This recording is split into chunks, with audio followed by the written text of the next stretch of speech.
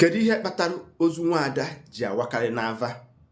Kedu ihe kpatara ndị Igbo na-ekwu na ọ bụrụ na ịkwacha ozu nwaada be die ma idunaghị ya eduna be nna ya na ịkwabeghị ozu nwaada n'ala Igbo? Igbo mụrụ nze mụọ ọzọ, ekene m unu. Anyị abatago na omenala na ọdịnala ndị Igbo. Nwa Igbo gee ntị ọfụma. Ihe gbasatara nwaada siri ike n'ala Igbo ma taburu gbuo.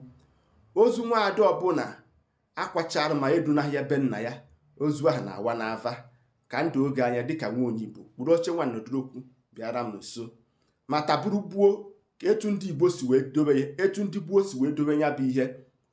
Nwaanyị ọbụla gara ije di bichaa na ngwurube di ya were nwa, anaghị eni ozu nwaada ahụ na ngwurube di ya, ama na ntị dị enugo ya bụ ihe ma mbụ.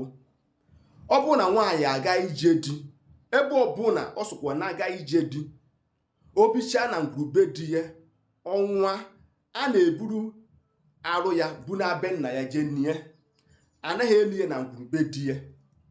Onye kpatara in this era anyị nọ n'ime ya na-atụnyechana wopụ mgbagharị dị ebe ahụ na ihe dị iche iche ọ na-erite, den a na-enizi nwaada na ngwurube di ya. Mana ọ bụrụ na akwacha ya na ngwurube di ya, a na-ese na mmụọ ya be nna ya nwa.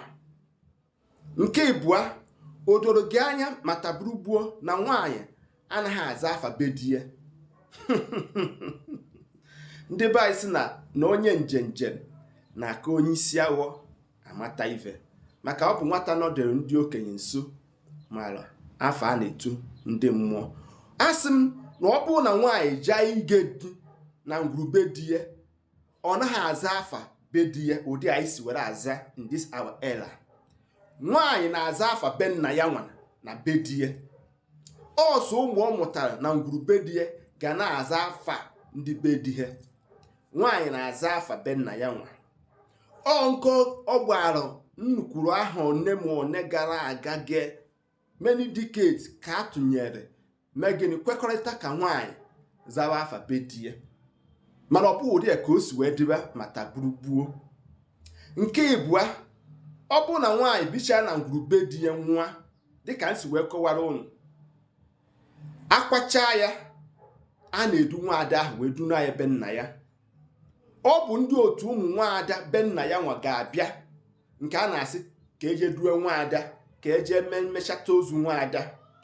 Failure to do that, ozu ahụ ga na-awa n'ava. Ekpeteghị ya n'ụka, akataghị ya n'ụka, anaghị esiri ya ngọ. Ya bụ ihe nwere ike ọ dịa many decades, many generations to come. Ifeta na-asị gị na o mere nwaada akwa na ngwuru a, na o nwere nwaanyị na-enye nsogbu. The funniest part of it bụ na ọ ga na-enye nsogbu be di ya, na-enye nsogbu be nna ya nwa, and ọ ya na-ebido na-ahasasịrị onye ọbụla, mmenli onye ọbụla kpatara ego na ngwuru ahụ. Nwanne nwoke na-anya na ngwuru gị nwa ma na ihe dị otu a na-eme. Ụfọdụ ji asị na-asị ka ọ bụ I don't care bụ maka onye ọbịa bịara. N'aka nke ịbụa, okwu nwaanyị siri ike n'ala Igbo. Ọ bụgoro na nwaanyị ebicha be di ya wee nwa, ị gaghị ewere ike aka gị dịka dimkpa unu maọbụ di na anụ ya were nwaanyị ahụ je nie n'ala without the concept and the permission of ụmụada obodo nwaanyị ahụ na ụmụnna ya nwa na ụmụnne ya nwa. Ha ga-anọ in present. Ọsọkwa na bụ na ebe ahụ dị fa, mmadụ one ma one ga-anọ ka enwee ike ikpodo nwaada ka o nwee ike ijebe ebe ahụ a na-eje. Ọ bụrụ na emebe omume akwamozu nwaada ahụ mechaa, ụmụada ndị obodo nke nwaanyị ga-abịa mee gịnị? Eduelu ha ozu ka mmụọ nwaada wee soro ha wee na-abe nna ha nwa. Ọ dị a ka ndị gboo si wee dobe ya. Cheta ihe m kwuru na nwaanyị anaghị aza afa be di ya ma taburu gbuo. Nwaanyị na-aza afa be nna ya.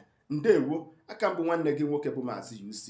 Gbaa mbọ ka ị mata ihe ekwe na-akụ na omenala na ọdịnala ndị Igbo. Ụmụnne m ndị Igbo, asị m onye afụrụ taa ka afụkwa ya echi. Igbo bụ Igbo, ka emesịa.